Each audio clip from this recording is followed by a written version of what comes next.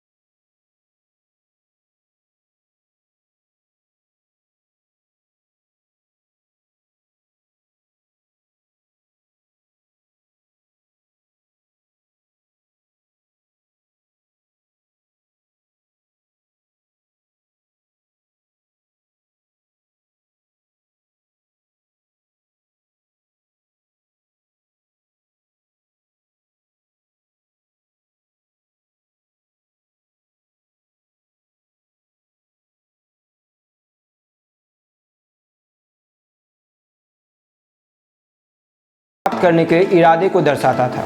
आम आदमी पार्टी ने पहली बार 2013 में दिल्ली विधानसभा चुनाव लड़कर राजनीतिक क्षेत्र में कदम रखा। इस चुनाव में पार्टी ने उम्मीदों से बेहतर प्रदर्शन किया और 70 सीटों वाली विधानसभा में 28 सीटें जीतकर दिल्ली की दूसरी सबसे बड़ी पार्टी बनकर उभरी। केजरीवाल ने मौजूदा मुख्यमंत्री शीला दीक्षित को हराया। हालांकि विधानसभा में किसी भी पार्टी को स्पष्ट बहुमत नहीं मिला और त्रिशंकु स्थिति उत्पन्न हुई। सरकार बनाने के लिए आम आदमी पार्टी ने भारतीय राष्ट्रीय कांग्रेस का समर्थन किया, जिसे उसने भ्रष्टाचार के लिए निशाना बनाया था। देखिए कि कितनी दिलचस्प बात है कि यह उसी पार्टी का समर्थन लेती है जिसके खिलाफ वो प्रदर्शन कर रही थी। इसके बाद केजरीवाल दिल्ली के मुख्यमंत्री बने। हालांकि यह सरकार केवल 49 दिनों तक चली। आम आदमी पार्टी ने दिल्ली जन लोकपाल विधेयक पारित करने का प्रयास किया, लेकिन कांग्रेस और भारतीय जनता पार्टी द्वारा समर्थन ना मिलने पर यह विफल हो गया, जिसके बाद कांग्रेस ने अपना समर्थन वापस ले लिया। पर आरटीआई में उन्होंने कुछ और कहा था। 2015 में दिल्ली विधानसभा के लिए फिर चुनाव हुए। इस बार आम आदमी पार्टी ने 70 में से 67 सीटें जीती। 2015 में दिल्ली विधानसभा के लिए फिर से चुनाव हुए। इस बार आम आदमी पार्टी ने 70 में से 67 सीटें जीती और 54.3% वोट लेकर भारी जीत हासिल की और केजरीवाल फिर से मुख्यमंत्री बने। उन्होंने 2020 के चुनाव में पार्टी को एक और चुनावी जीत दिलाई, जिसमें 70 में से 62 सीटें जीती। आपने पंजाब राज्य में भी सत्ता में आ गई और 2022 में गोवा और गुजरात राज्यों में विधानसभा जीते। उन्होंने 2020 के चुनाव में पार्टी को एक और चुनावी जीत दिलाई, जिसमें 70 में से 62 सीटें जीती गई। आपने पंजाब राज्य में भी सत्ता में आई और 2022 में गोवा और गुजरात राज्य के विधानसभा सीट में भी कुछ सीटें जीती।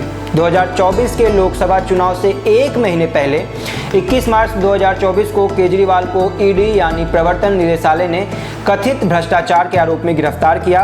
उन पर 2021 में दिल्ली में उनकी सरकार द्वारा लागू की गई एक शराब नीति के संबंध में जांच चल रही थी, जिसमें शराब की बिक्री सरकारी लाइसेंस वाले खुदरा विक्रेताओं से प्राइवेट लाइसेंस वाले खुदरा विक्रेताओं को स्थानांतरित कर दी गई थी। आरोप था कि आम आदमी पार्टी नेताओं ने कुछ खुदरा विक्रेताओं को तरजीह दी, रिश्वत ली, मनी लॉन्ड्रिंग में लिप्त रहे और किकबैक योजनाओं से वित्तीय लाभ उठाया। यह नीति 2022 में खत्म कर दी गई थी। 9 समन के बाद पूछताछ के लिए ईडी के सामने पेश ना होने पर केजरीवाल को गिरफ्तार किया गया और फिलहाल वो अभी जेल में है। तो कैसी लगी ये जानकारी हमें कमेंट करके जरूर बताएं और बाकी के खबरों के लिए देखते रहिए NL9 न्यूज़। धन्यवाद।